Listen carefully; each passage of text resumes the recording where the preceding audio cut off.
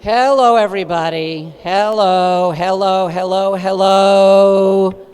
Hello, everybody, and I guess Happy New Year, even though it's getting a little late to say that. I am calling the meeting to order. I am calling this meeting to order. Please take a seat. Please take a seat, everybody. Welcome to Three Parks Independent Democrats' first meeting in January. Our second meeting is January 28th. My name's Danielle Girard, and I have the honor and the privilege of being the president of the greatest Democratic Club in New York City, New York State, the United States, and the world. So thank you all for coming. Thank you all for coming. We have a very jam-packed agenda. I'm going to run through a couple of things first, and then we are going to bring up our candidate for State Senate District 30. Not quite yet, Eric. Give me a minute, and then we'll call you up. So, we have a lot going on at Three Parks. If I could please have your attention. Tonight, we are going to hear from candidates for New York State Comptroller, for New York State Senate District 30. We only have one candidate coming from there. We're not quite sure if the state Senate candidate from our other district, 47, we're not quite sure if Cordell Clear will be here tonight, but when she comes, we will put her on. On January 28th, the field has been winnowed. We now only have 8 candidates for congressional seat New York 12, which is Jerry Nadler's seat, and okay, we're up to 9. Good thing Teresa's sitting right here. On February 11th, we're going to hear from candidates for New York State Assembly District 69, which is an open seat, and judicial delegates. We will also that night, and this is important to keep in mind, we will be voting on the people who appeared before us in January. Three Parks typically, except for sometimes, does not vote on the same night we hear from candidates. So we'll be voting on the 11th on February 11th for Congress Comptroller and the state Senate seats. On February 18th, we're going to hear from candidates for state committee, for countywide civil court judge, and for surrogate court judge. And because we have to hurry up and vote on everything, we are uncharacteristically going to have votes that night for state assembly, the state committee members, the countywide civil court judge, the surrogate court judge, and judicial delegates, because we have to have everything wrapped up and all the paperwork done too soon after that to do anything else. So tonight we are going to be hearing from Councilmember Eric Bottcher, an old friend of the club, not by age but by duration, who is already the candidate who is going to be filling Brad Hoylman-Siegel's seat until the end of this year. Yes, it is 2026. He will be holding that seat till the end of this year. He will be running again because he's a glutton for punishment in the primary in June, and we'll see how that goes. But we're going to be hearing from Councilmember Eric Bottcher tonight, and then we will be doing a few other things tonight too. We'll be hearing for the candidates for State Comptroller from Tom DiNapoli, who's scheduled to get here around 8:30, so please do stick around. He too is a longtime friend of the club. We'll also be hearing from Drew Warshaw, who is running for that illustrious office as well. There are 2 other candidates, Adam Bunkadeko and Raj Goyal, and we hope to be hearing from them as well. So without further ado, please give it up for Eric Bottcher.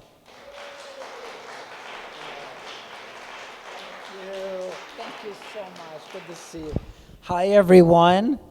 It's so great to see everyone and so great to be here. My name is Eric Botcher, and I am currently the City Council member for District 3, south of 55th Street, otherwise known as the Council District south of Gail Brewer's district. That's how I tell people where it is.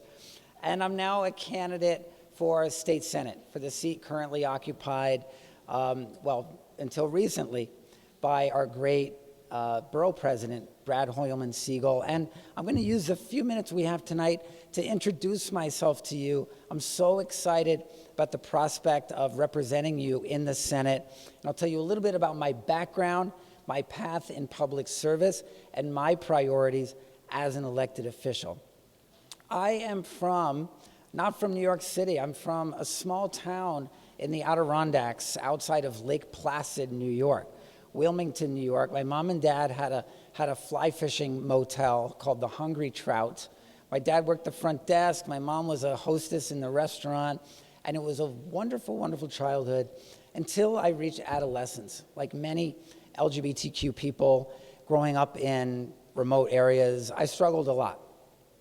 And when I was in high school, when I was 15, I spent a month in a mental health hospital following a series of suicide attempts.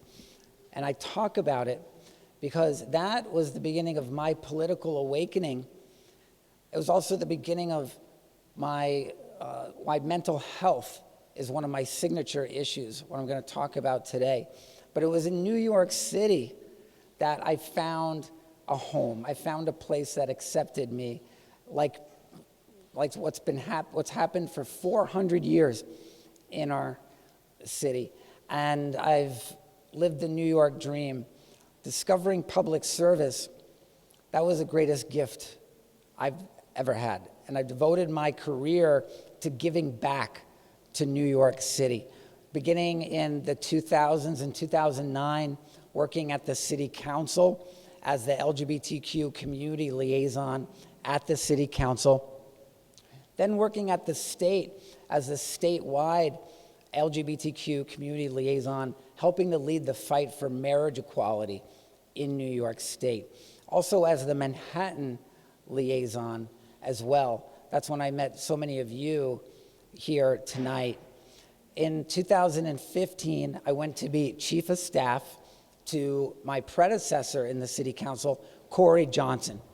And I was Corey Johnson's chief of staff for 7 years until I ran for that seat in 2021, becoming the City Council member. And as a member of the City Council, I've had some key priorities that I've led on, and I referenced the mental health crisis earlier. We have been fighting to turn the tide on mental health because we've been failing miserably as a country with respect to mental health. Decades of disinvestment and neglect. We have people dying on the streets of New York City from untreated mental illness. How shameful in the richest city, in the richest country in the world. So we've done a lot at the City Council. We passed my legislation, which guarantees on-site mental health services in every family homeless shelter in New York City. Homeless families in transitional shelter are among the most vulnerable in our city. And now, before 9% of shelters had mental health services on site. Now, 100% of the shelters will have on-site mental health services. Affordable housing, big priority of mine as a City Council member. And we, in our district, have unlocked thousands of new units of affordable housing through office to residential conversions and other land use actions. We're going to be creating thousands and thousands of permanently affordable housing units in our district. The environment is one of my key issues. And in our district, I set out a goal on when I took office to plant 1,000 new street trees in Council District 3 over the course of 8 years. Last month, 4 years ahead of schedule, we planted our 1,000th street tree. So much more than just aesthetic. You can clap for street trees. They're so much more than aesthetic. They are the lungs of our planet. They are critical to storm mitigation, absorbing stormwater, cleaning the air, providing habitat for species. They're so critical. And I also passed in New York City legislation establishing the Urban Forest Master Plan, which is going to put New York City on a path to 30% tree canopy coverage across New York City by the year 2035. This is a critical action towards combating climate change, something that gets overlooked, restoring our tree canopy, something that is a big priority of mine. I'm chair of until the end of last year, I was chair of the Cultural Affairs Committee of the City Council, representing a district that has the highest concentration of theaters in the world, the theater district. I am co-chair of the Manhattan delegation in the City Council and also the LGBTQ caucus on the City Council. And my priorities as a state senator are going to be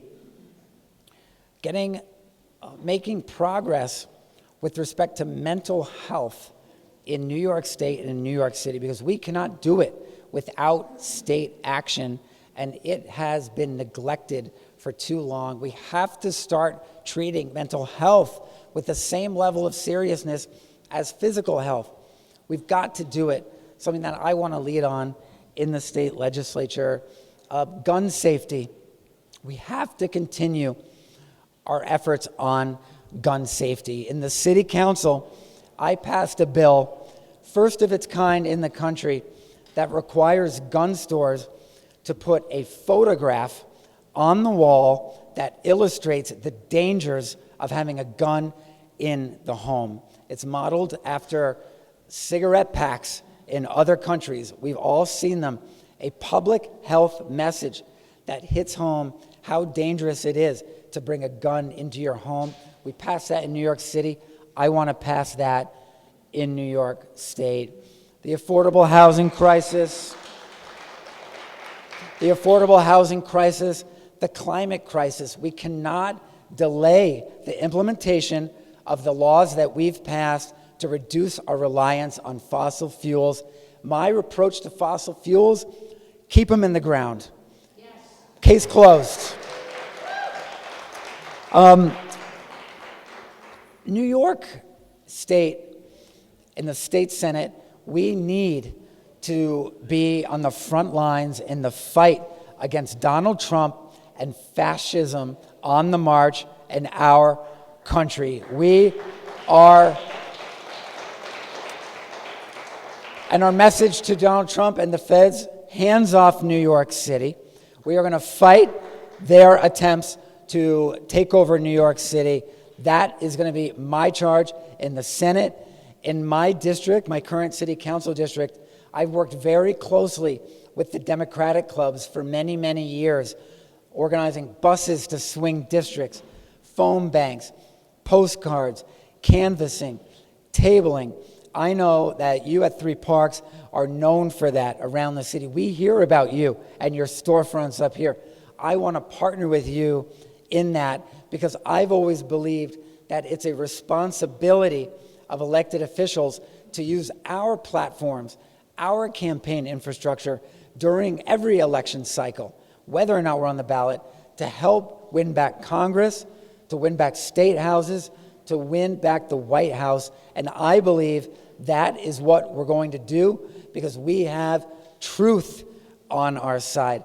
When you have the truth on your side and you combine that with the fight that we have, we will win.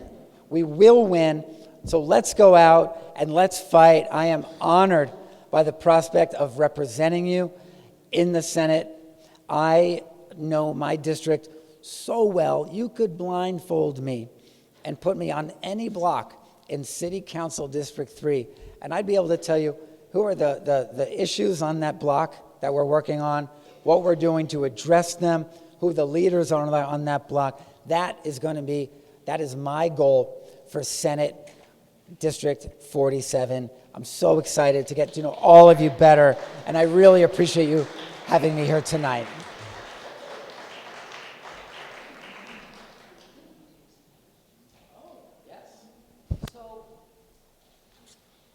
So we have some limited time for questions. How much time do we have? 5 minutes for questions. So who has a question for Councilmember Bottcher? I have a question. Oh, yes, go ahead, please. Wait for the mic. Thank you. Hi, are you concerned and aware about having our elections not defrauded by flipping votes? Are you aware what Election Truth Alliance is doing and what the lawsuit in New York, I can't remember the county right now, is about? You keeping up with that stuff?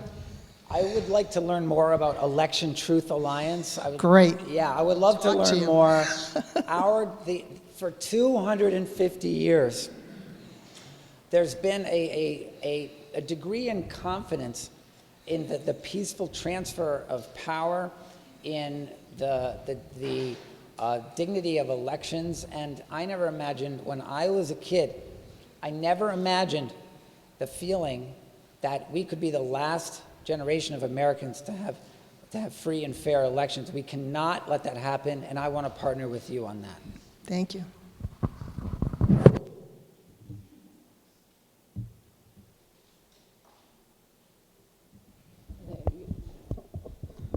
You spoke so thoroughly, they don't have any questions. Does anybody have a question? I have a question if nobody else does. So what I want to say is thank you so much for your emphasis on mental health. In my day job, I'm a civil rights lawyer for children, and we just settled a lawsuit that will provide intensive home and community-based mental health services for children on Medicaid around the state, and having your help in moving that along will be wonderful, and we'll talk later. But this is a huge thing, and now Chuck has a question. Yay. Yeah, when you get to Albany, what are you going to do for the New York for All Act? I'm a strong supporter of the New York for All Act. Healthcare should not be a product for sale. It is a human right, and we need to it needs to be free and plentiful for everyone. And we know that the amount of money that gets wasted off the top skimmed by insurance companies and the administration of healthcare, there are many more efficient and fair ways of providing healthcare around the world. We know what they are. We should be implementing them here. So there's little confusion here between Medicare for All Act and New York for All Act. The New York for All Act that Chuck was asking about is regarding the bill that would prevent local law enforcement from collaborating with ICE. Oh, I thought you said the Medicare for All Act. So I answered two questions. Yes, I support that. We in New York City have policies that have been shown to keep people safe while also supporting the dignity of immigrants, and that should be the practice across New York State. All right, give it up for Mr. Rochelle. Rochelle has a question. I think you have one more minute. One more minute, Rochelle. Hi, if you could just explain the process by which you became our state senator, and for how many months, and how you did it without being, where you didn't have to go into a voting booth. Yep. So in New York, when there is a vacancy at the state or federal levels, the Democratic nominee for the special election to fill that vacancy is picked by the county parties. And in New York, it's the county committee. The city does it a better way. My council district, for example, if I'm elected to the state senate, they will call a special election, and anyone who wants to run in it can run in it. But we do have, an opportunity here at the county committee for active Democrats to come together and select a nominee, and that is what happened last weekend at the county committee, where around 140 people came and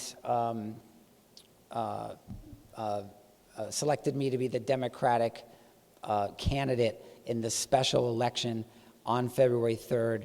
And then there will be another election in June on the normal primary schedule for the state senate district. And now we're going to give it up for Eric. Thank you, everyone.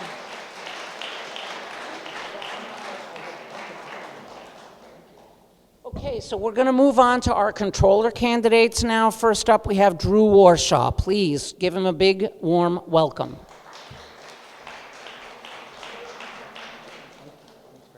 Thank you, Danielle. Thanks to Three Parks.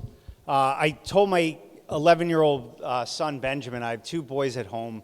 We live in Lower Manhattan by the World Trade Center. And I said, I'm going to get to talk to a bunch of folks about the state comptroller's race. And my 11-year-old Benjamin was so excited that people actually cared about the state comptroller's race. And I said, people have heard of this. This position matters. So really, I just want to thank you for even having us and spending the time out of your day to focus on what I believe is one of the most powerful positions in government that is sitting on all this money and all this power, and I think could be doing so much more with it. But first, I want to just tell you a little bit about myself and introduce myself. I'm from about 12 blocks east of here. I grew up in New York and was raised here. I started my career in government. I worked at the Port Authority of New York and New Jersey. I started as chief of staff there in 2008. This was 7 years after 9/11. This was 7 years after the attacks. And anyone here who was living in New York would remember that 7 years after the attacks, it was still a hole in the ground. It was still a 16-acre hole in the ground. And this was peak government dysfunction. Everyone was warring with everyone. This was total chaos. And we got there, and within 4 years, we got it built. And we took peak government dysfunction, and we showed what happens when you can actually get government to work for the people. And if that is the greatest thing that I ever do in my life, I will be blessed to have done that. Now, hopefully, we're going to do more when we get elected to statewide office, but it was a true blessing and a true honor. After that, I went to school about 15 blocks north of here. I went to business school up at Columbia, and then spent the next 8 years in the renewable energy industry, building solar farms all across the United States. I am the only political candidate in the country that has built more than 1 gigawatt of solar and put that in the ground because we cannot afford the fossil fuels in this country. And that's one of the things that the state comptroller has power over, and I want to speak to that in a minute. After 8 years building solar farms all across the country and living in Lower Manhattan where the affordability crisis was mushrooming around us, I went to the largest affordable housing nonprofit in the United States and became their chief operating officer and later their co-CEO. And we spent all of our time, 1,100 people all across the country, trying to combat the affordability crisis. And we were working for the best possible organization, the best possible nonprofit in the country, and every day I went to work and we were losing. We were losing. We were trying to address the affordable housing crisis and we weren't even coming close. And this was the best possible place to be. And I looked over here at government and what was preventing us from building more homes that New Yorkers can afford and what could enable New Yorkers to be able to live in homes that they can afford. And it was government. And whether they were getting in the way or they weren't using the power and the money that they have, I was looking at this one statewide office called the Office of State Comptroller, sitting on all this money and all this power, and not addressing the greatest crisis that I think we face, and that is the fact that New Yorkers cannot afford to live in New York anymore. And so I want to tell you what I would do very differently with all this money and all this power. But Lorraine reminded me that, and I don't want to forget, that given that there are a whole bunch of people this time for the first time running for this seat, that it might be difficult to distinguish between the different candidates and hard to remember who's who. And one thing about me that I hope that you will remember, in addition to some of the ideas that I'll talk about, is that I'm a triplet. And I was blessed to grow up with two sisters, Lindsay and Beth, in New York City.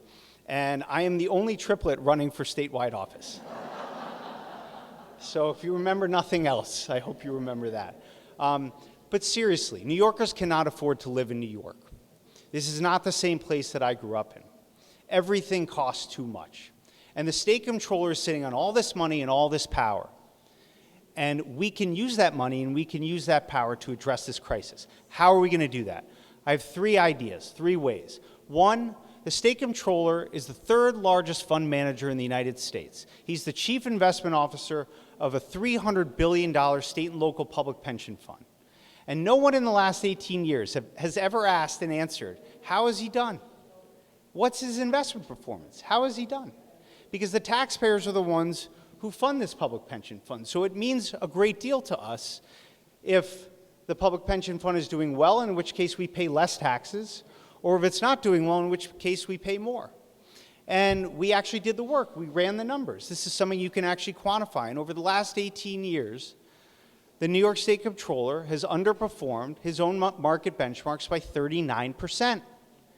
And he's paid $11.3 billion in taxpayer-funded fees, $11.3 billion in fees to hundreds of Wall Street bankers over the last 18 years to not do their job.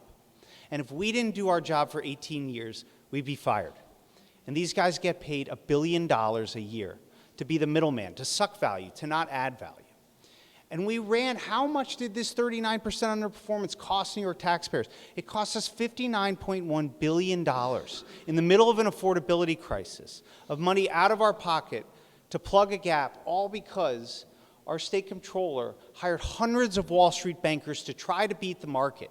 And on day 1 of business school, when I was uptown from here, on day 1, they tell you, you can't beat the market net of fees. And he's done the exact opposite. He's hired hundreds of these Wall Street bankers to beat the market, and he hasn't come close, and it's cost us money. So that's how he has invested the pension fund. How I would invest the pension fund, I would replace all these bankers. Just get rid of them. They're not doing their job. We'd be fired, they should be fired. And replace them with low-cost index funds. That's how they tell us to invest anyway. That's how we should do it.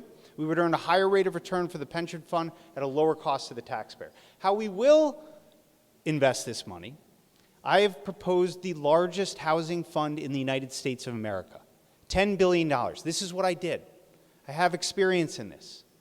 We have $300 billion controlled by one person up in Albany, and none of that money is going to address the most important domestic policy crisis of our time, and that is the fact that New Yorkers cannot afford to live in New York.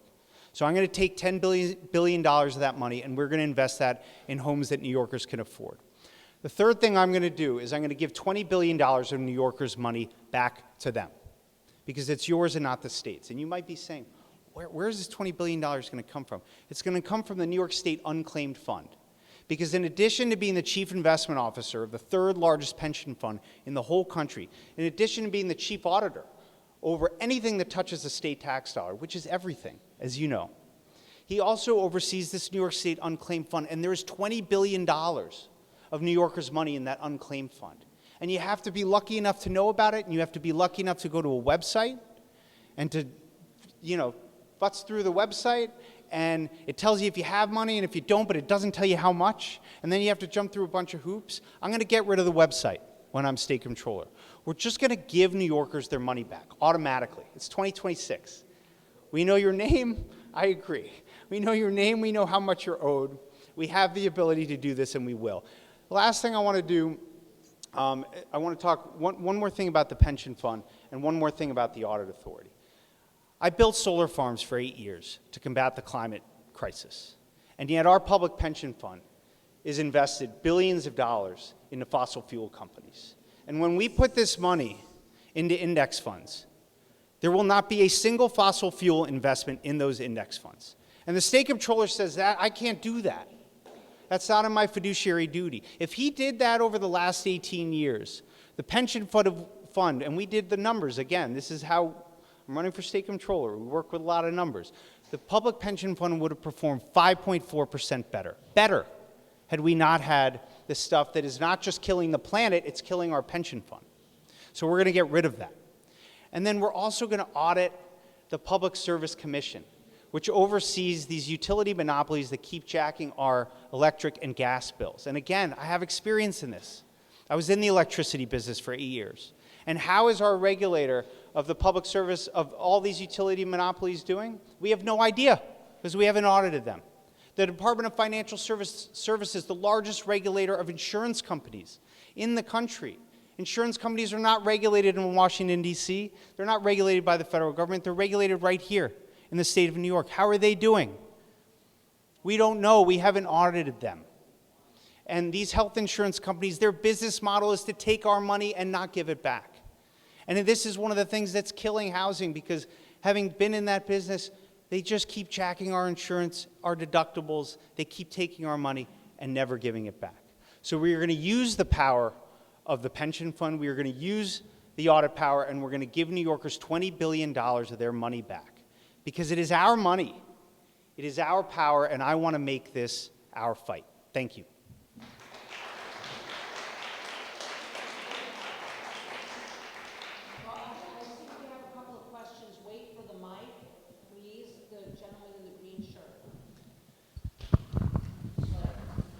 Thank you very much. My question is, you say you want to divest money from the oil companies. As one of the biggest investors in the country, would New York State be better off divesting or using its power as proxy to try to influence companies from the inside? And why do you say either way? It's such a great question. Thank you for the question. So the question, just to be clear, is should you divest from fossil fuels, or should you try to engage with their management to try and change their behavior? And I think in most cases, you want to choose engagement, and you want to be an activist shareholder. My problem is these guys don't get it. There is not a shareholder in the country that can convince these guys in Houston, Texas, to stop drilling and burning fossil fuels. And so I am all for shareholder activism when I can believe it works. But these fossil fuel investments are like a cancerous tumor in the public pension fund, and we need to get it out. And it is the fiduciary duty of the state comptroller, when we have a massive risk like we do, we have to mitigate it. It is the law. I have to do something about it. And I don't think these guys have had years to get smart on this. And there is not anyone who can convince them not to. They're spending hundreds of millions of dollars a year to continue to do what they do, to drill, baby, drill. So we're just going to not own their stuff. We're going to get out of it entirely. We're going to sell 100% of it, because I unfortunately don't believe that they can be convinced. I think the only thing is the last resort, and that's just taking our money out.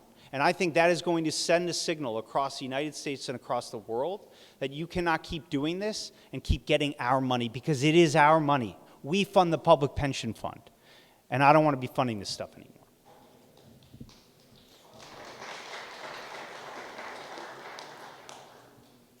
I thought I saw another question. Yes, in the back, right there, the woman with the... Hi. Hello. I'm excited that you are talking about divestment, fossil fuel divestment, but I'm just a little confused because I thought in 2021 New York State divested. New York City. Yeah. I couldn't. New York City. Yeah. Oh, okay. So the city pension fund did it, and what the current comptroller has said is, I can't do it. It's Really? against my fiduciary duty. Well, why can they do it in New York City and you can't do it in New York State? Of course you can do it. And if you did the math, forget killing the planet, it's killing the pension fund. It's costing the taxpayers money. So we know, we look back, we ran the numbers, and we did 5.4% worse with all this ExxonMobil and Shell and BP in our public pension fund than had we just left it behind. This is a dying industry. One of two things is going to happen over the next 50 years. Either these companies are going to kill the planet and kill the species, or the species are going to kill them. I'm going to bet on the species. I'm going to bet on us. And so if I am the ultimate long-term investor, and I am a public pension fund, and I have the fiduciary and the sacred obligation to protect our public pension fund, the last thing I'm going to do is to invest in something that is literally going to kill us. Because at some point, in some moment, people are going to stand up and say enough. And at that point, those companies are going to go bankrupt, and their value is going to drop to zero, and we're not going to be invested in them.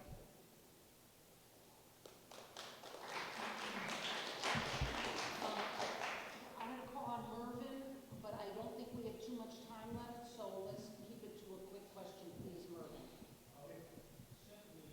Wait for the mic. Electricity has to be produced, and we have to use something to produce it. And I don't know, unless we go to wind or anything like that, we will produce enough electricity to fund all of these things. Yeah, well, I totally agree. I'm the one candidate in the race who spent 8 years generating electricity, clean electricity, and building solar farms in New York and all across the country. And we have, just right here in New York, we are blessed to have the sun, to have the wind, to have the ability to install batteries, to make sure that when the wind is not blowing, we still have electricity, and when the sun is not shining, we still have electricity. We need to figure out the extension cord issue, the transmission lines. We need to figure that out. And one of the things, when I'm state comptroller, one of the things that I want to audit is this permitting process that stymies all of the transmission lines that come down to New York City. And right now, as a result of that, we're burning oil and gas in Queens. That's what we're doing. This is insane in 2026. And the Public Service Commission is allowing this, the regulator, the state regulator. And who is watching them? The state comptroller. That's the job that I'm running for. And so I've been in this business. I understand how these utilities work, and they are broken. And we're going to fix them when I'm New York State Comptroller. Thank you, everyone. Appreciate it. Thank you. And I'm a triplet.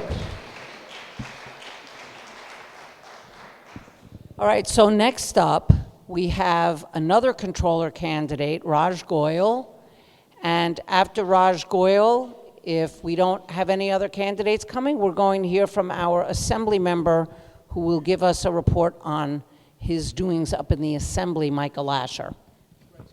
Well, good evening, and if it's okay, I'm going to go a little Oprah style here and talk from this microphone. I'm Raj Goyal, and I'm very, very honored to be here running for state.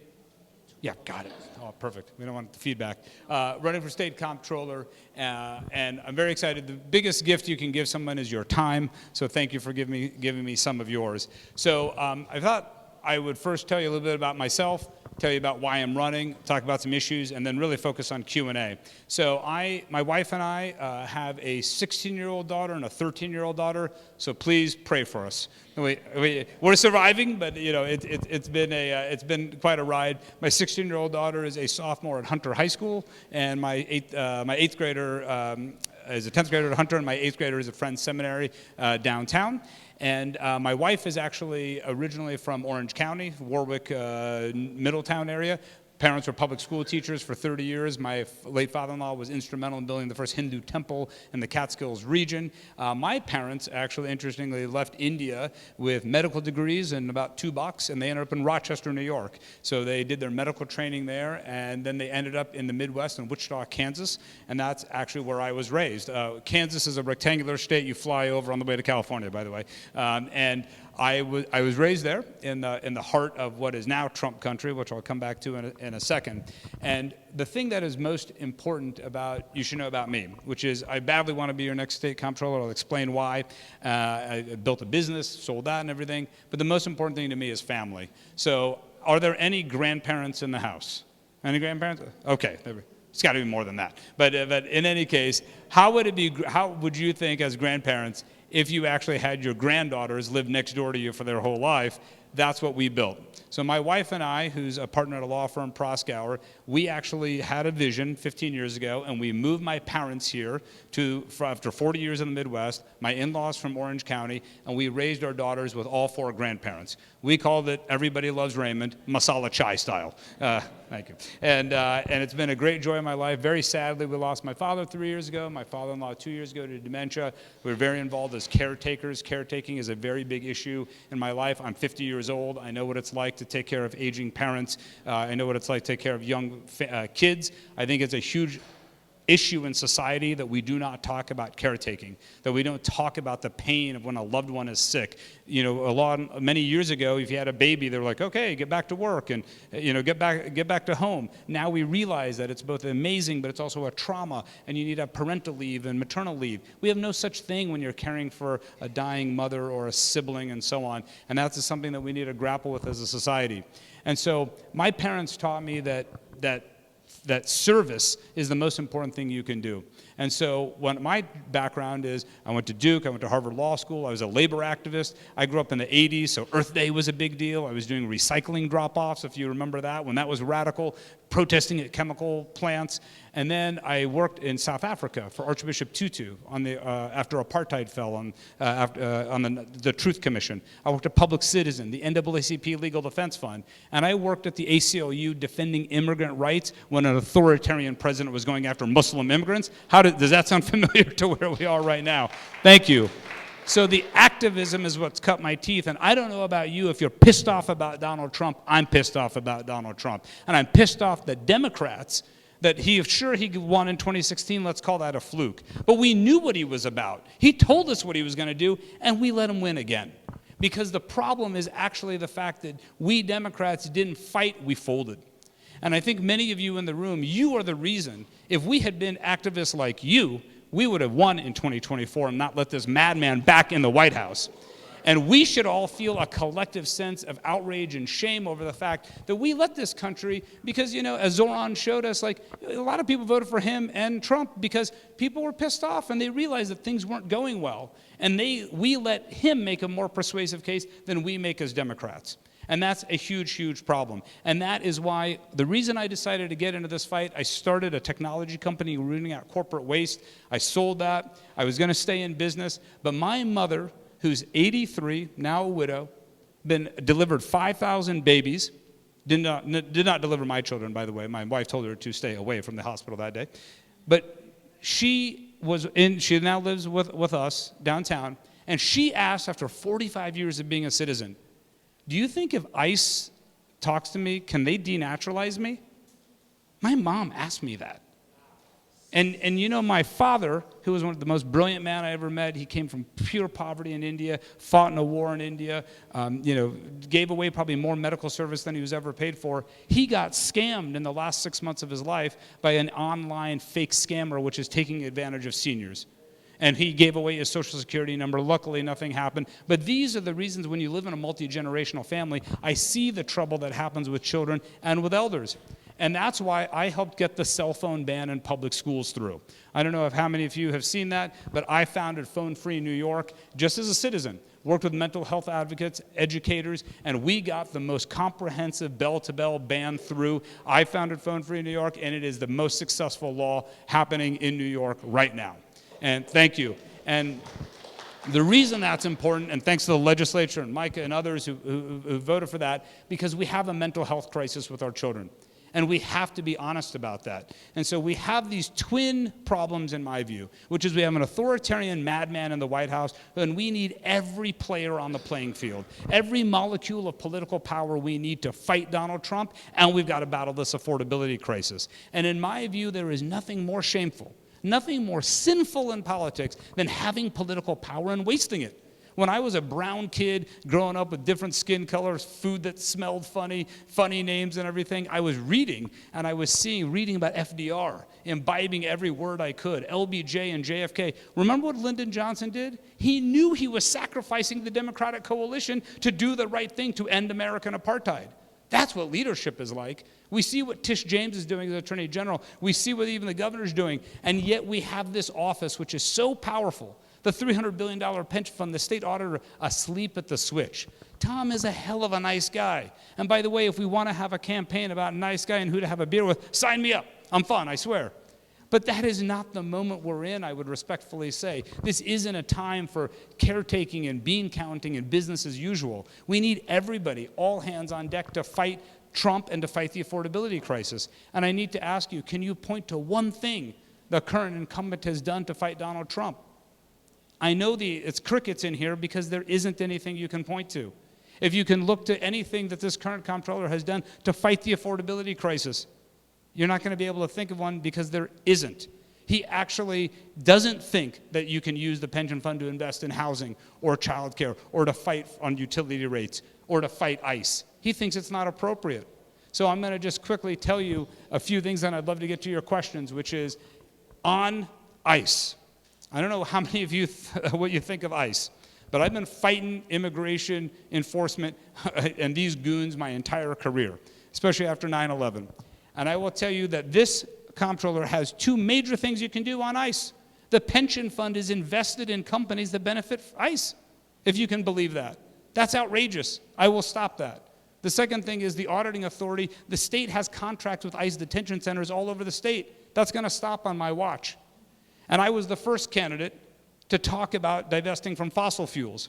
So it is vitally important that we do that. I declare that in September because it's so vital that we do that, because as Drew mentioned, we would return a better pension fund. And it's the morally right thing to do. And right now, the current comptroller maintains $3 billion in Exxon. There's absolutely no reason to do that. And then I will say this is something that a lot of people may not talk about, but I will eliminate the foreign bond portfolio in the state pension fund. There's $350 million in the state of Israel, $300 million in the rest of the country combined. And I have said that I will actually have the courage to divest the pension fund from all foreign bonds and, yes, call out the war crimes that have happened in Gaza. And that is a very, very fundamental issue that we must talk about. So what I would just say in closing, we are the state of Seneca Falls, of Franklin Roosevelt, the New Deal. Expect more, demand more. That is what you, in essence, do when you get on those buses and you knock on those doors. Why would you expect voters in North Carolina or Pennsylvania to beat Donald Trump if you here aren't expecting more from your state government? And this office could be a radically new, energized office, and to partner with our new mayor to attack this affordability agenda rather than be a block. And if Raj Goyal is your next comptroller, I will do that. Thank you very much.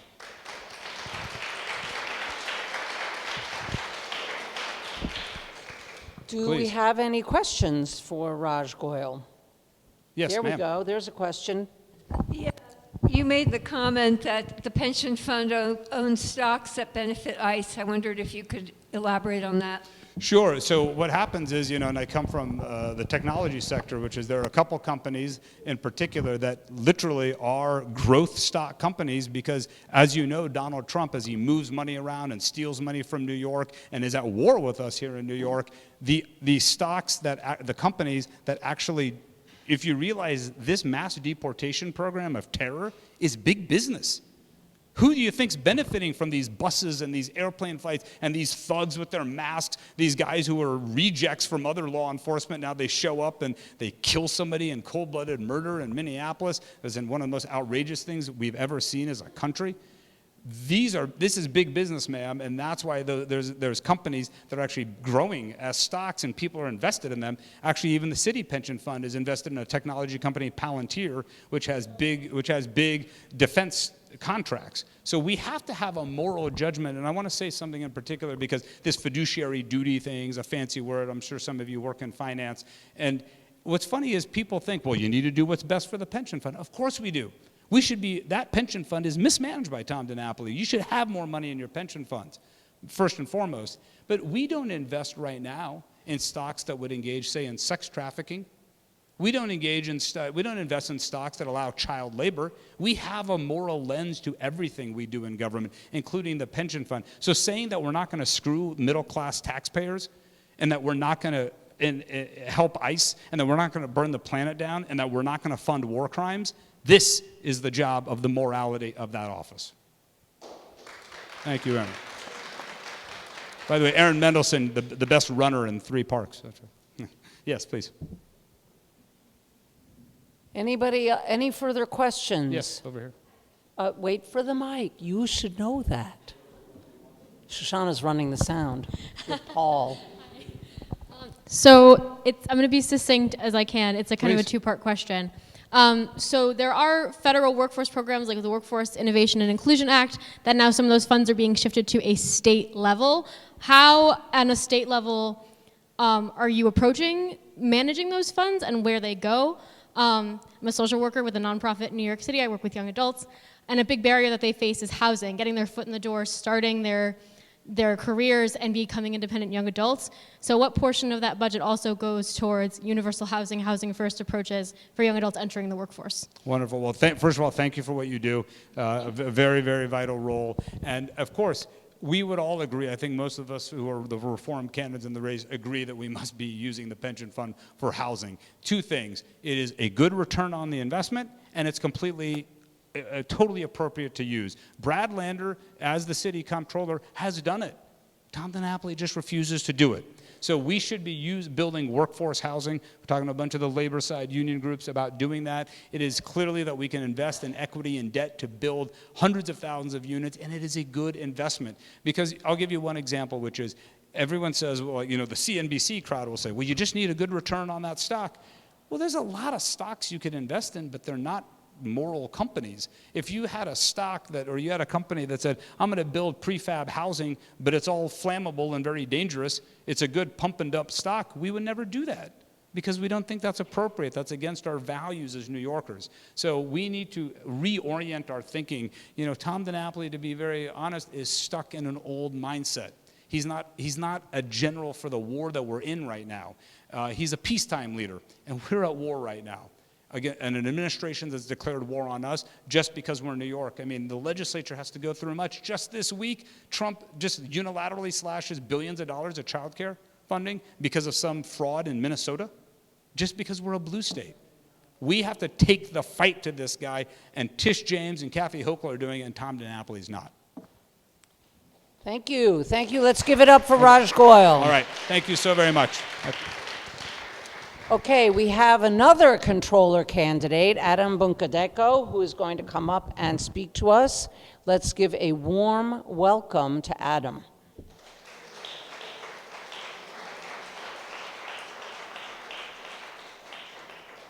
Is there a mic here? I can do this. Hi, good evening, everyone. Nice to meet all of you. And it's a pleasure to be at this club. Oh, can you hear me? Oh, fantastic. Sorry. My mom reminds me of that too. But no, I'm Adam Bunkadeko, and it is a real treat to be at this club, a club that has an enormous history in reforming not only our city, not only our state, but this country. And so to start off, I think part of how I even got here is to illuminate sort of the journey that I've taken in my own life. I come from across the river in Queens and Brooklyn. I was born at Elmhurst Hospital. My parents are war refugees from Uganda. I now know there's a famous Ugandan, but there are a few others aside from Zoran. But my dad came here, $50 in his pocket, clothes he was wearing, extra set in a suitcase. He got here, first 3 months, he worked at McDonald's, Dunkin' Donuts, a janitor, a security guard, you name it. 3 months in, because he didn't have status, he went to a detention center over in Elizabeth, New Jersey. And so with the help of legal aid, the help of a few family members here, he was able to get his asylum granted. And from that way forward, that's how he helped bring my mom, and I was born here. And then we begin this journey. I grew up in a 1-bedroom apartment, roaches, mice, one of 6, tons of family that came through our apartment as they began their journey here in the United States. Like so many other families that have come to New York, whether from Eastern Europe, whether from West Africa, whether from Latin America. And so, from my perspective, the opportunities that I had through my parents' work, their temerity, and through the grace of God or luck, or divine providence, however you might put it, I went to public schools, I went to Haverford College, I studied philosophy when my parents and my uncles would have thought I would have been a doctor, but that's a whole other story. But then after graduating, began my journey and career organizing at the Working Families Party, working in state government, and eventually going to Harvard Business School. And so through that, I've been wrestling with one question, which is, why me? Why did I have this particular outcome that many of the folks that I went to public school with, many of the folks I grew up with, did not? Not for any other reason for intelligence. They were just as smart as me. Many were better looking than me. Many were better athletes than me, way funnier than me. But yet, I succeeded, or I had this opportunity. And a lot of that is attributed to the fact that housing is core and central. That little one-bedroom apartment with roaches and mice and the like was $500. And my parents struggled every single month to put that together. They're home health aides. My parents worked their whole careers helping the most vulnerable among us in society, folks who have mental disability. And so I look around and I see a city, I see a state, I see a country in which the basic public good, housing, is in peril. What makes New York, New York, is this central idea that people who play by the rules, who do what they're supposed to do, should have access to a decent life, should have access to a house, should have access to the ability to provide the kind of journey for their children that my parents had. And that is no longer the case. That social contract that we once had is broken. And for whatever reason, that contract has come undone for a number of factors. Now, Donald Trump is obviously responsible and has helped amplify it. But let's be clear, there have been a lot of problems in this city and state for decades. Housing being one of them, transit being one of them, wages being one of them, opportunity being one of them. If you're born in the same set of circumstances that I had as a child, you are effectively condemned to lose. It is hard to see how folks who come from West Africa, who come from Latin America, who come from Asia, are going to be able to generate the same outcome that my parents had. And let's be honest, that outcome was highly unlikely if you told my parents on November 6, 1987, that that would occur. And so how does this office now play into that? The office of the State Comptroller is one of the most unique and most powerful offices in the United States. There is no other person in this country who controls more money than Tom DiNapoli and the office of the State Comptroller. Not the President of the United States, not the Governor of New York, not the Mayor of New York City. It is an enormous amount of capital that sits within the office today. And the question now becomes is, if we know that the social contract is broken, if we know that the idea of the public goods, whether it be housing, whether it be transit, whether it be wages, whether it be opportunity, if these are all broken, are we going to use the full toolkit of the state government to address it? I don't know if many folks are familiar with the office as I've come to be, but its roots come from the mid-1800s, in which the governor and the legislature, when they were building the Erie Canal and other public works, almost bankrupted the state because they were issuing debt off the balance sheet of the state. And so they empowered the state comptroller to be the people's check on how their money moves through their government. And so the comptroller is part watchdog, it is part investor, but it is part architect of how public capital flows through the state economy and beyond. So my view is, if we're going to rewrite this social contract, what is it going to look like? Part of it is housing. Yes, we can honor our obligations to retirees and invest boldly in the future of the people who are going to be here after us to sustain it. How do we do that? That is enabling a cheaper cost of capital to enable greater affordability around housing in the middle income and on the lowest income scale. What about transit? I don't know how many of you all ride the subway, but I imagine a lot of you do. It is a shit show every single day, literally. I know, you can laugh. But that's the case. And part of my view is the state comptroller has a unique relationship with this agency. It is both its auditor and its creditor. And so there are many levers for us to be able to move the direction of the MTA in the right direction. What about our children and opportunity? Back to my own upbringing. So it was already mentioned that there's unclaimed funds. That number is at 20 billion. My view is that that number will continue to grow over time. So why don't we take the money that is coming in, maintain the principle for everyone to be able to get their rightful claim, but use that money and it actively invest it so we can generate the investment income and create seed accounts for every child who is born here in this state. So that would enable them at age 18 to buy a house, take care of a sick parent, be able to start a business, or to have the opportunity to start their lives.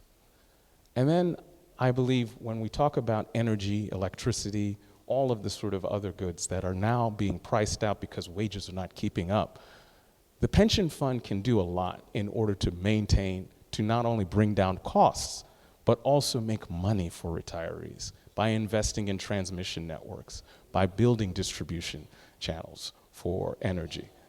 They do this around the world. Canada is the greatest example that we have. The Ontario Teachers' Pension Plan and the CDPQ in Quebec. They are not only generating higher returns than the New York State Common Retirement Fund, they're also strengthening their regional economies by investing in energy, transportation infrastructure, and their regional economy. And so with that, my view is, let us not just simply believe that the office can be a bookkeeper, but we can radically reimagine an entirely different New York if we are willing to do so. That is really the choice at hand. The landscape has dramatically been altered. And it is not only coming from Washington, it is also here. And so to the degree that we're going to do this, I hope that this club that has always been at the forefront of reform in this city and this state and this country will join us in that change. Thank you.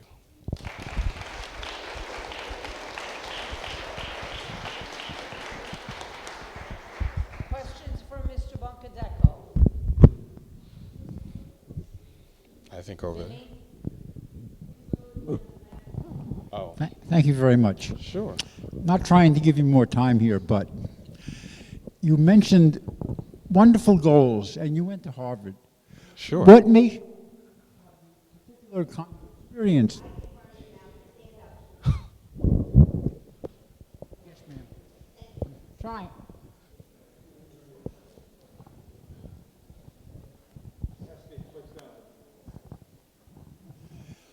Why don't you politely tell us what experience you have that would make us believe that all these wonderful goals and thoughts could mature under your leadership if you were elected? Absolutely. Sure. I think that's a great question. So I think from my view, I think I come from a tri-sector experience, so public, private, and social. And so in the public sector, working in state government at the Empire State Development Corporation, so being able to see how economic development comes at the most regional sort of place, for me, is where I kind of start and sort of to think about a lot of these ideas, which is we can think about tax credits, but I actually don't think that is the most effective way in which we're going to move the economy forward. To me, it is about strengthening the public goods. Are we investing in infrastructure, both transportation and energy infrastructure? Are we being able to invest in the core public goods that enable folks to be able to have a platform to succeed, housing being one of them? And so to me, we're going to have a better set of outcomes economically if we are using the pension fund in ways that, again, honor our obligations to retirees, but also put down investment into the future. And I think that's a virtuous cycle that in many ways is the best way for us to move the economy forward, because it's going to be stronger, fairer, and more dynamic. But also, I think there's actually a cruel irony playing out among many pensioners, which is you get a pension and guess what? You can't afford to live in New York because either your rent is too high, you can't afford the electricity, oh, and by the way, you have to take care of other said family members because you're holding down the anchor. I just think that's a crazy place for us to be in. And by the way, as the fiscal guardian of the state of New York, that I think is not in the best economic interests of the state to see us deteriorate these public goods in a way that really weaken the future human capital of the state in a way that doesn't move us forward. So that's kind of where I would leave it. Hi, thanks. I was hoping you could share your views on divesting from fossil fuels and foreign funds as well. Sure. I am in total alignment on both fronts.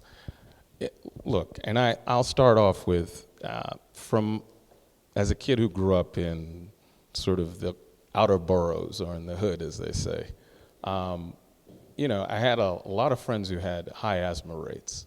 And so the air literally around us was choking us. And I do agree, the pension, Common is one of the largest institutional investors in the world. And its ability to reshape the market, I think, would be significant if, for instance, we stopped or pulled away from fossil fuel companies.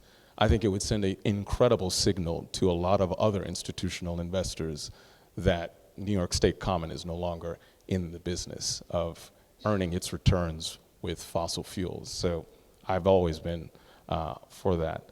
And then on the question around foreign bonds, absolutely. I think we should be investing in New York.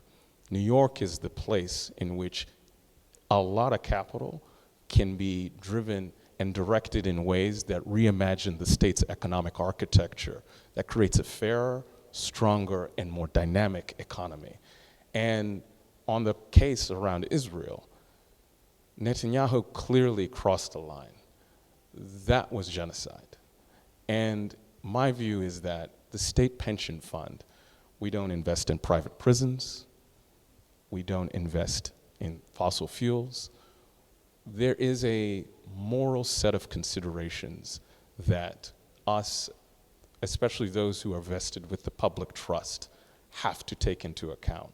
But I think our political, economic, moral, social considerations are not divorced from fiduciary duty.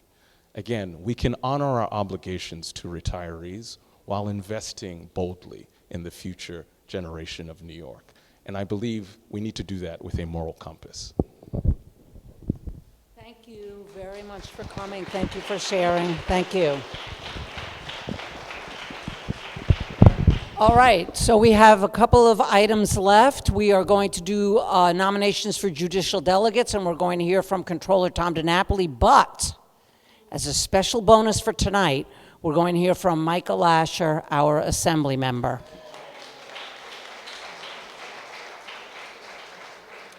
Good evening, Three Parks. It is, as always, wonderful to be with you, in spite of the fact that we're gathered in a moment in this country that is really feels like the culmination of an enormous amount of evil. And I have been heartened to see many of you at various protests and vigils and opportunities that we have had together since the murder of Renee Nicole Good in Minneapolis. I've been heartened to see so many of our neighbors gather together to make it very clear that we in New York and many of us in the United States of America are not on board with the fascist takeover of this country.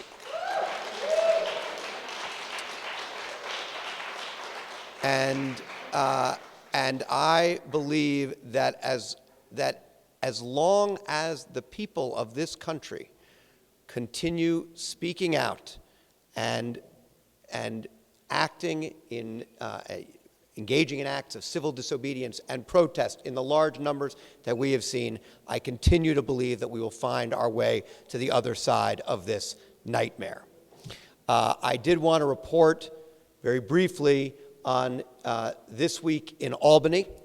The governor gave her State of the State address, and I was very pleased and proud to see 4 pieces of legislation that I have advanced in the Assembly incorporated into her State of the State. I have remarked, perhaps here, I have remarked that the process of lawmaking in Albany is much less schoolhouse rock and more a mix of improvisational jazz and whack-a-mole. And one of the ways that we make laws is through the budget process, and so having legislation be incorporated into the budget puts it certainly on a strong path to become law. Those 4 bills were legislation to empower the State Department of Health to issue standards and guidance on vaccine administration. For as long as we have an anti-science, anti-public health crazy man running the Department of Health and Human Services in Washington, legislation to establish reasonable fixed buffer zones around both reproductive health care facilities and houses of worship so we can properly balance the right to exercise free speech with the right for people to access religious activities and health care needs. And 2 pieces of legislation to protect our immigrant neighbors. One that would say that sensitive locations in our communities, like houses of worship, like schools, like health care facilities, are off limits to ICE agents unless they have a judicial warrant. And another piece of legislation that would give New Yorkers the right to hold individual ICE agents legally accountable for the deprivation of civil liberties in state court. It is a reminder, we are not powerless. We are facing an enormously a horrific regime in Washington, and there are things that we are going to have to endure, but we have tools to fight back, and we have power at the state level to fight back, and that is what I am committed to, and I was very, very proud that that cause was advanced this week. So it is always a pleasure to see you. I see that our great State Comptroller, Tom DiNapoli, is here, so I don't want to take up more time, but it is a pleasure to see you all here this evening. Thank you. And it's always a pleasure to have Assembly Member Michael Lasher. You'll be hearing from him again in 2 weeks at the Congressional Candidates Forum. But for now, please give a very warm welcome to our State Comptroller, Tom DiNapoli.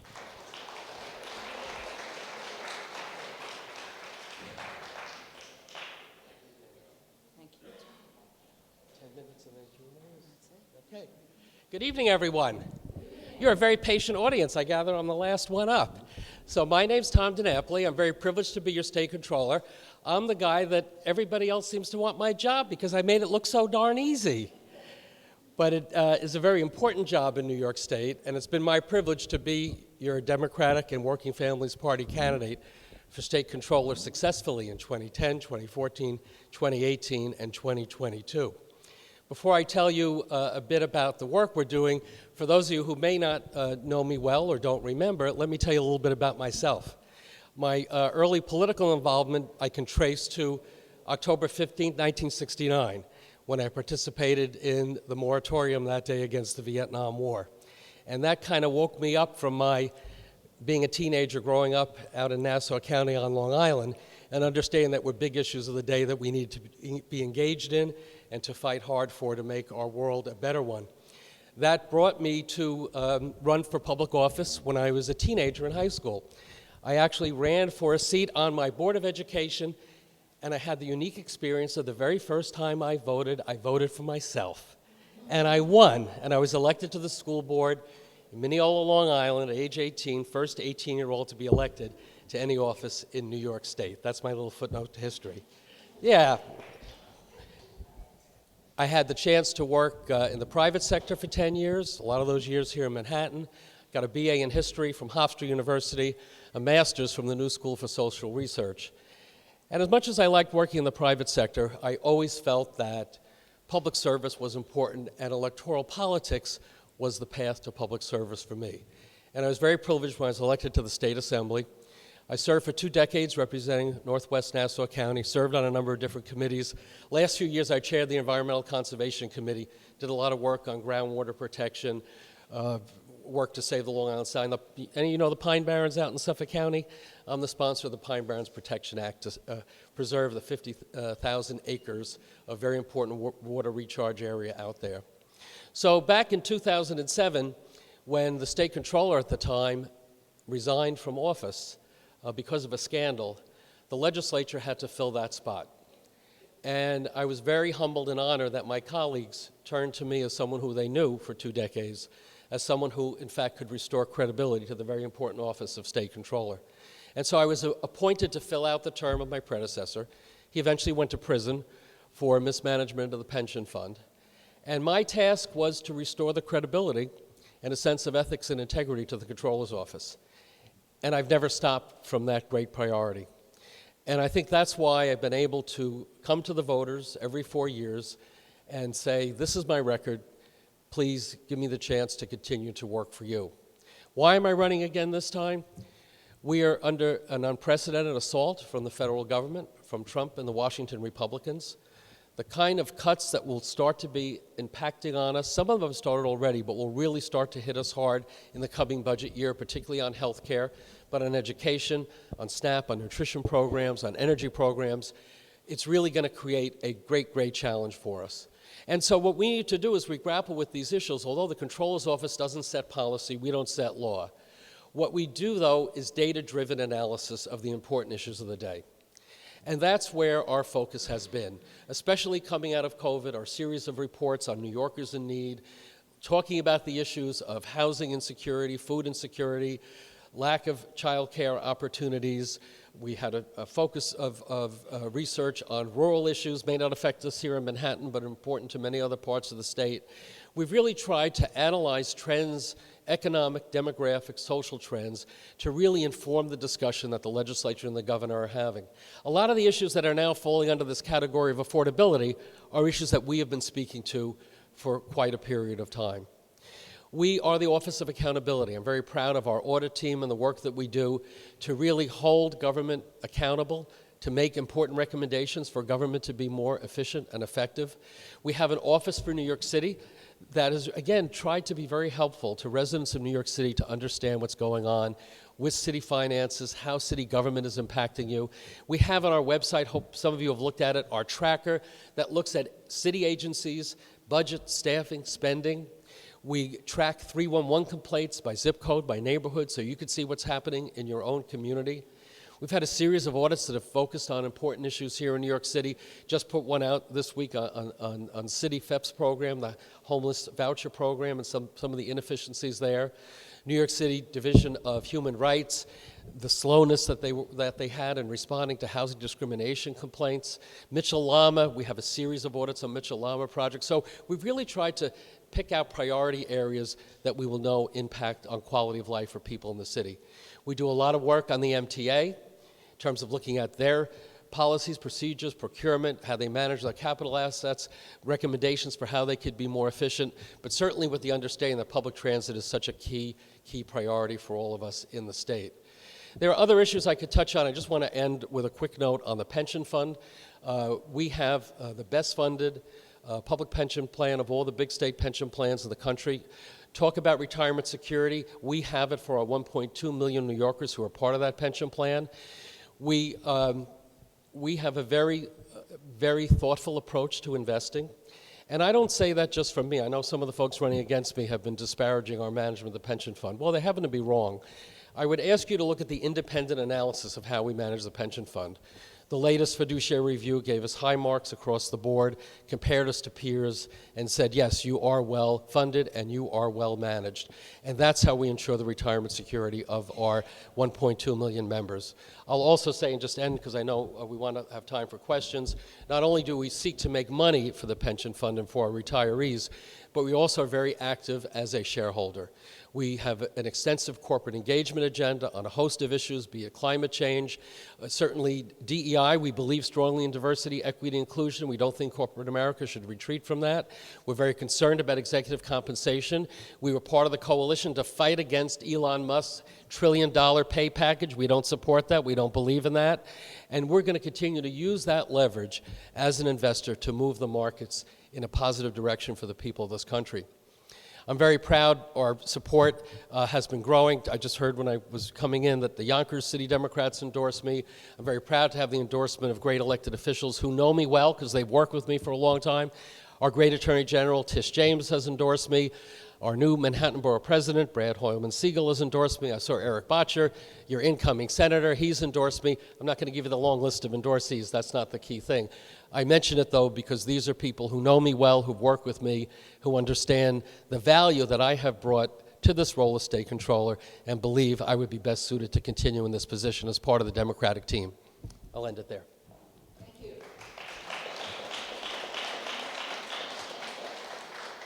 We have questions for Controller DiNapoli. There's a question, Miriam. So you mentioned Trump's withdrawing money from New York and how that's going to be a big challenge for the state. Where do you think the money could come from to fill some of those gaps? And what are the priorities for money that we should direct the money to? Well, again, keep in mind what our role is, right? So we don't set the budget, right? People sometimes think the controller determines the budget. The budget is determined by the governor and the legislature. So, you know, this week the governor had her State of the State address, which is her themes for where we're headed. The next step in the process will be the governor will present her executive budget. And that's where we will see the price tag attached to the different priorities that she laid out in the State of the State. So we need to see what she lays out. What we have been reporting on, because we do monthly reporting on state revenue and spending, and the trend that we've seen over the past really year or so is that the revenues coming to the state have exceeded projections. So in fact, we are in a stronger fiscal position than we thought we were going to be in. That's good news. We also have a higher level of reserves. This is one of the recommendations that we had made over the years when budgets have been done, that New York State had not been building up our rainy day reserve funds as strongly as other states have been doing. Credit to Governor Hochul and recent legislatures, they have built up the reserves. So our revenues have been coming in higher than projected. Our reserves are stronger than they've been. The problem is, as you cost out, so the out-year budget gaps have been narrowed, but there are out-year budget gaps. It's estimated just on the health care alone, we could be facing $13 billion in cuts from Washington on the Medicaid program. And so I think that's where the challenge is going to come. How do we backstop those cuts so that people don't lose their health care coverage? There are some strategies now to move some people who are losing coverage under the essential plan onto basic Medicaid. We might be able to pay for that with current revenues. But I think the challenge to the question that you're raising is, what about the new initiatives? For instance, the governor indicated a high priority, which I think we would all share, on child care and expanding opportunities there. So we have to see when she presents it how much money will be needed for that. It's going to start with a pretty aggressive program in New York City, but obviously there's going to be a statewide program as well. What we will do will be to comment on the governor's budget proposal. If there are areas where we think the budget won't be in balance, our goal in the Controller's Office is to make sure that we have budget balance. It's going to be the responsibility of the governor and the legislature to decide whether they have to raise revenue to make that balance. Do they do cuts in certain programs? I hope they don't borrow because we're a pretty indebted state already. But our role will be one of looking at the governor's proposal and then ultimately what the legislature and the governor agree to, and we will really evaluate that question of, do we have the money to pay for the priorities that are in place? The challenge for New York has always been, we come up with the money for the coming budget year, but we seem to, on a regular basis, have out-year budget gaps, so we always have to start making up for holes that are there. That's all going to get worse because of those cuts coming out of Washington. I hope that answered your question.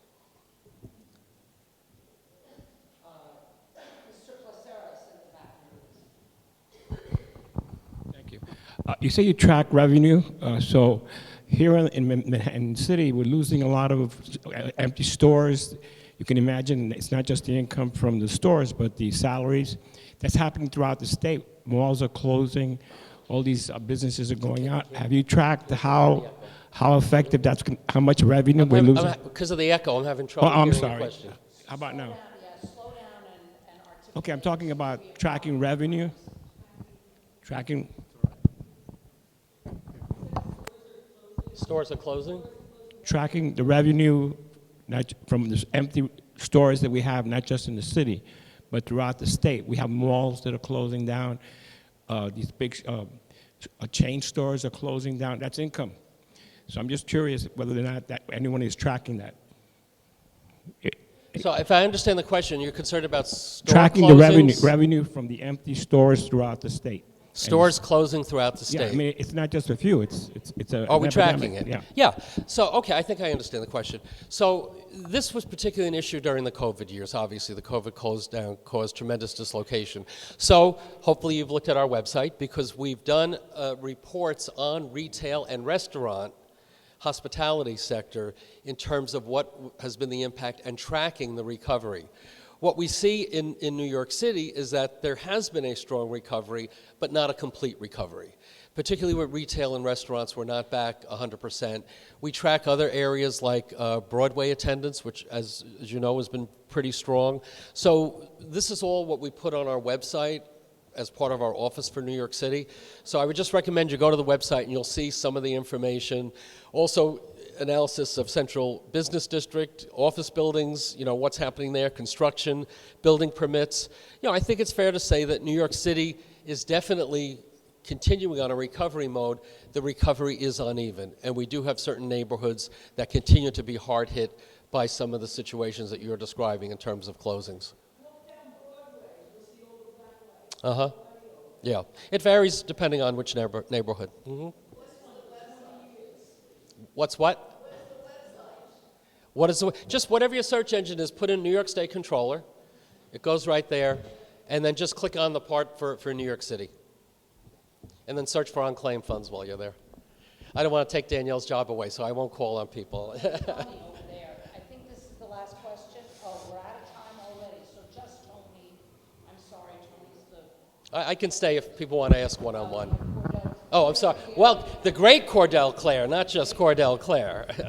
Thank you. I'm a Tier 4 pension. I'm a Tier 4 pensioner, and everything you can do to protect the pension, I'm all for. I have a speculative question for you. I think it's great public policy that anybody who's worked anywhere in New York State government, you know, that time is fungible. That's a great public policy. Can you see any possibility of that being extended to nearby states or maybe the federal government? I mean, this is a futuristic question, or is that sort of legally and politically? You mean to give them pension credit if they work for the federal government? Yeah, for instance, all those people who are losing their jobs but have federal money. Yeah. Now, I served in the military for a couple of years in the 60s. I was able to buy back that time. It wasn't a freebie, and I appreciate that. Yeah. So. It is hard when you have a different employer. You know, sometimes this comes up for people also who work in the not-for-profit sector. You know, should they be entitled to public pension credit? You know, obviously there's a cost factor, number one, but number two, you know, how can you verify, you know, their time in attendance? It's probably a very complicated issue to work out, but, you know, others have raised it as a suggestion for down the road. I don't think it's likely to change anytime soon, though. Our goal is to keep the pensions well funded, and you're lucky you're in Tier 4 and not Tier 6, so keep that in mind as well. Keep enjoying your retirement.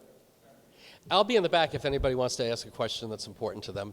But other than that, I'll say thank you to Three Parks for being good Democrats and fighting for the Democratic team. Okay, so don't leave yet, Bruce. Bruce, don't leave yet.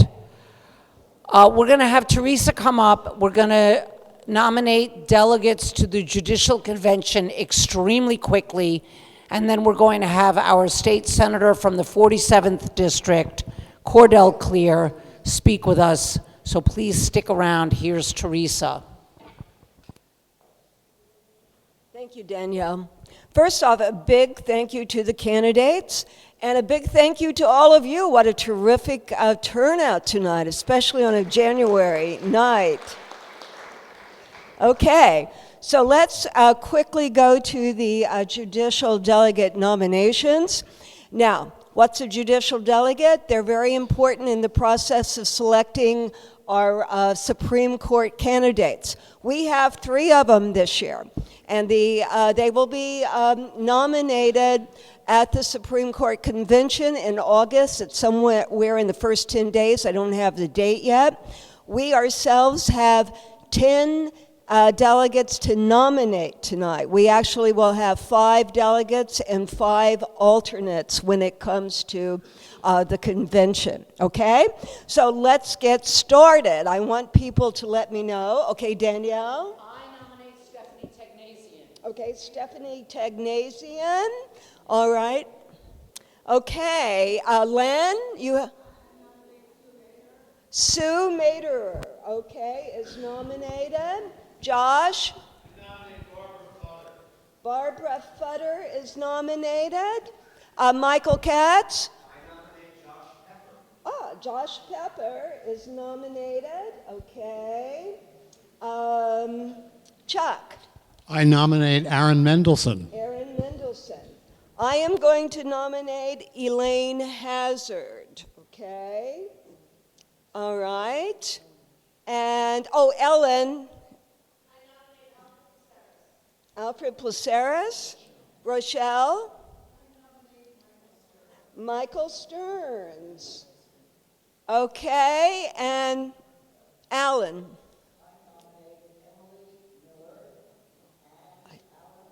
Okay, Alan Flax. All right, so we now have a full slate. Yes, we have nominated 10 people. Thank you very much. Thank you very much for the lightning round, Teresa Cantor, our district leader. All right, let's give a warm welcome to our state senator from the 30th District, Cordell Clear.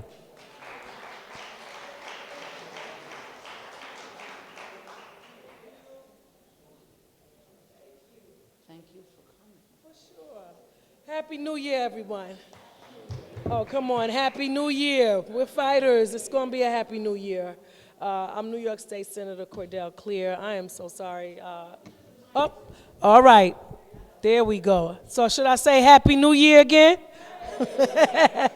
All right. Listen, I'm sorry. I ran down here, some scheduling conflicts. I actually just emceed the inauguration of our council member, Yusef Salam. And we're happy about that. And, but I'm so happy to be down here. Three Parks has always been so supportive and so helpful in my campaign to do the good work that I think I've been able to do. And all right, Alan, this year has been, it's been challenging, but it's also been a great year. The governor just gave her state of the state address yesterday, and I'm sure many of you heard her. And there were some good things in it. One of them was something that I have been advocating for the past 4 years, and it's that 2nd Avenue subway not just come up to 125th Street, but come over to the west side. Wouldn't it be wonderful? And I remember when we first started talking about it, everybody told me that was impossible. But here's some years later, and now there is going to be money to do a study on how they're going to bring that over to the west side. And I'm working with our Congressman Espaillat to make sure that that does happen, so we can go not only to 2nd Avenue, but come across and connect to the Lexington Avenue line, connect to the Metro North line, connect to the Lenox Avenue line 2 and 3, come over to St. Nicholas to the D train, A train, come over to Broadway to the number 1 train, and go all the way over, because I've got big dreams of maybe Amtrak stopping uptown at 120. Wouldn't that be wonderful? It's ridiculous that I pass my home to come home, to go to 34th Street and then come all the way back uptown. That would do wonders for the congestion on 125th Street, all the buses, all the cars, and I'm sure there's a lot of people that could utilize it, and that would help our environment greatly. Another thing that I'm really proud to have worked on, making baby steps, but I'm going to stay on it, is the Community Benefits Agreement that was entered into by Columbia University, and the promise that was made to the community all those years ago. You know, I've been working with the Morningside Area Tenants Alliance, and we were able to actually get a victory, small but still a victory. All the housing issues that we have, Columbia has been holding on to rent-stabilized units and not renting them out to needy families in the community. So we've gotten them to release those apartments, and they are going to be set online, and people can apply for them. Very good report. And we're working with Community Board 9. They're being very active in how those apartments are rented out. And we want them to go to needy people in our community, because we have that. We know all of our communities are being challenged by gentrification. And we have to do everything we can to stop that. There are some housing projects that have come forth online. The state had one piece of property left in my district, in that part of the district at 110th Street. It was the Lincoln Correctional Facility. And I fought when Cuomo was in office not to close that facility, because it was the last downstate work release program, which is critical when you're talking about people who are re-entering into society. They need places like that. But you know, we were telling him to close facilities. He thought he was being cute. We weren't talking about those. We were talking about those ones that sit half empty upstate. But they closed it, and that property is on Central Park, so you know they had other ideas, and I've been watching, and ultimately they said they wanted to create housing. So I've been fighting alongside that council member in that part of the district to make sure that that is affordable housing. And when I say affordable, I'm talking about housing that you and me can afford. So after a lot of negotiations last year, they actually they let the deal fall and tried to, you know, tell me, you have to do it, or no, let it fall. Let's go back to the drawing board and let's do it right.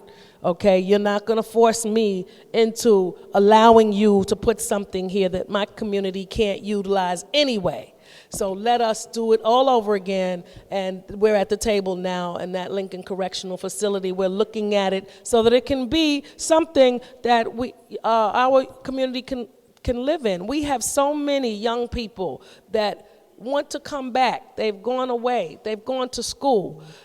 They've done the things. They want to come back and be the teachers, be the social workers. They want to come back and help the community, but they cannot afford to live here unless they're going to live with you and their mothers and fathers, which was not the point. The point was to get them on their own.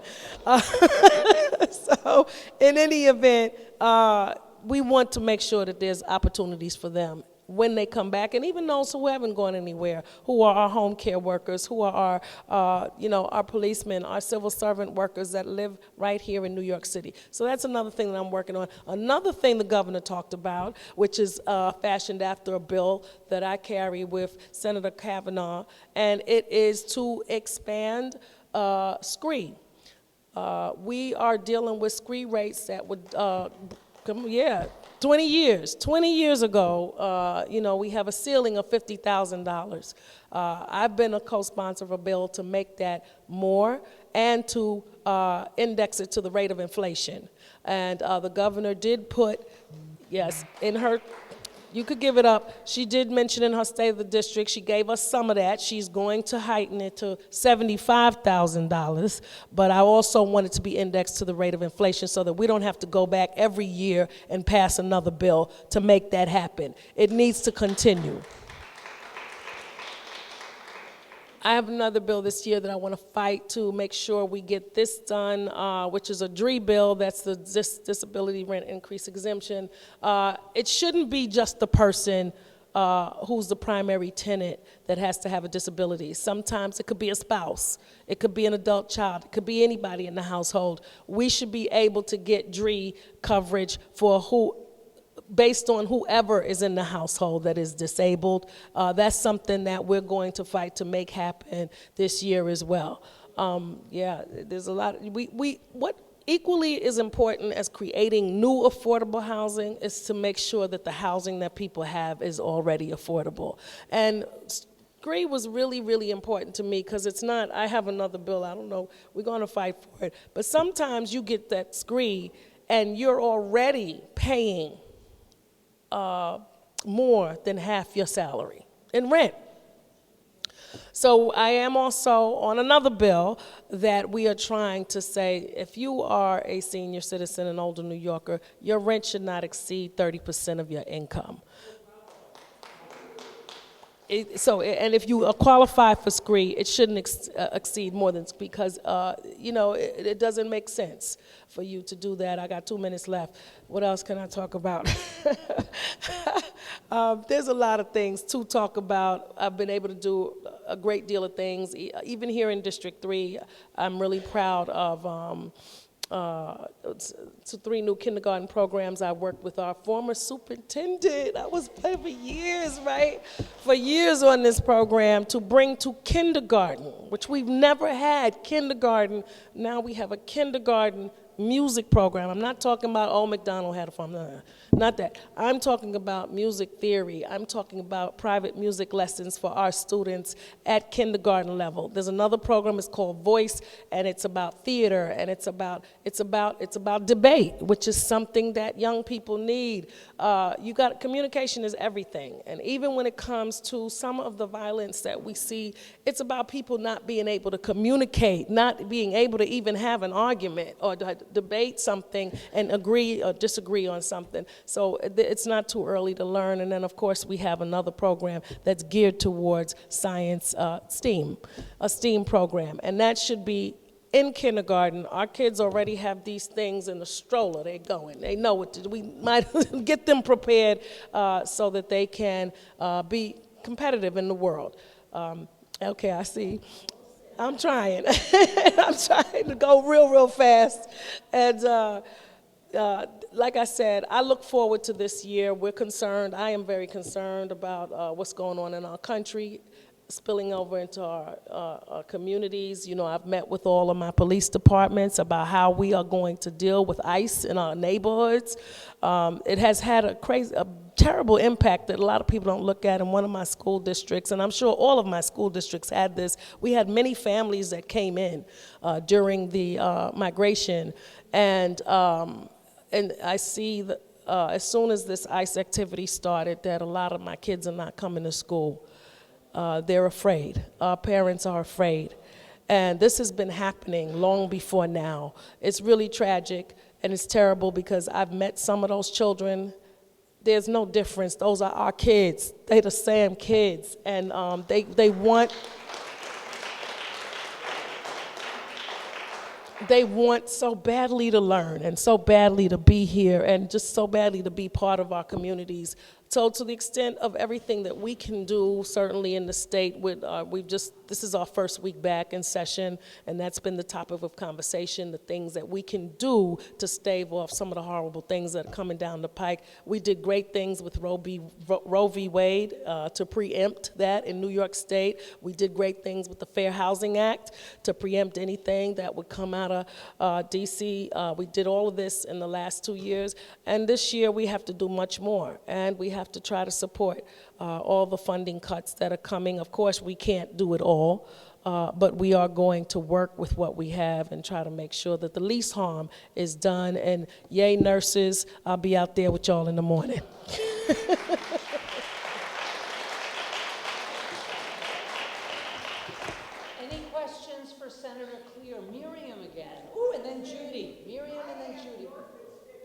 Yes. Yes, New York, I forgot, New York for all.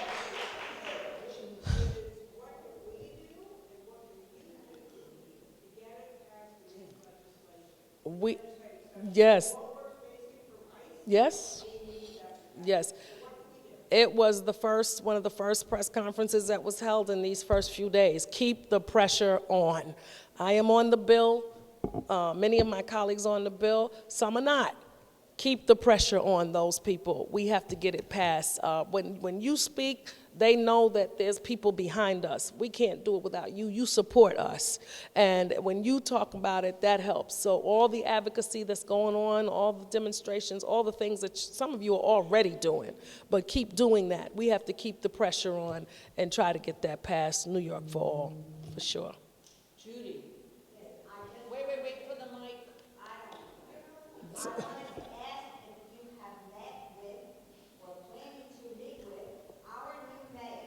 I saw him yesterday at the State of the District, State of the State, I'm sorry, and I asked him who's his person. He says, yes, we got to get together.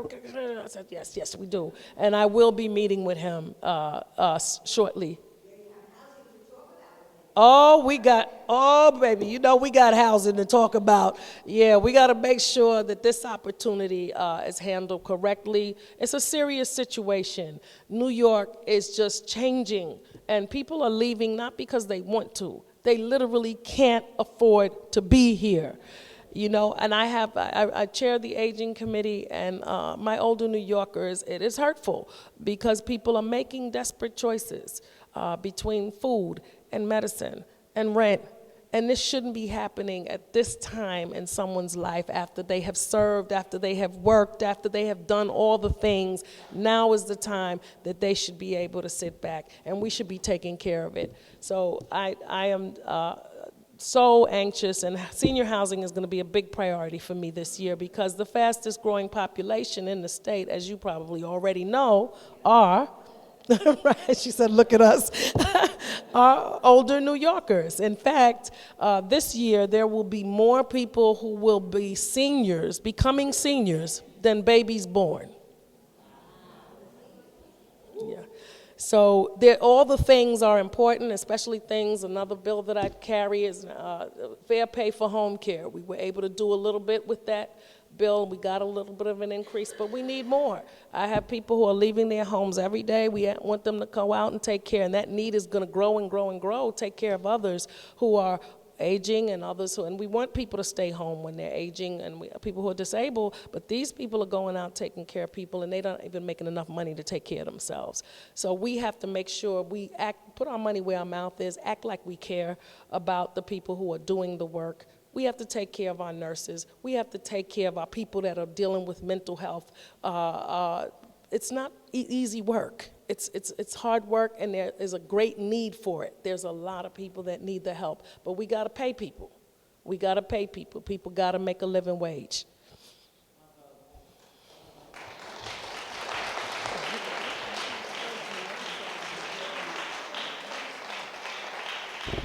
All right, everybody, that's it. Thank you all so much for coming.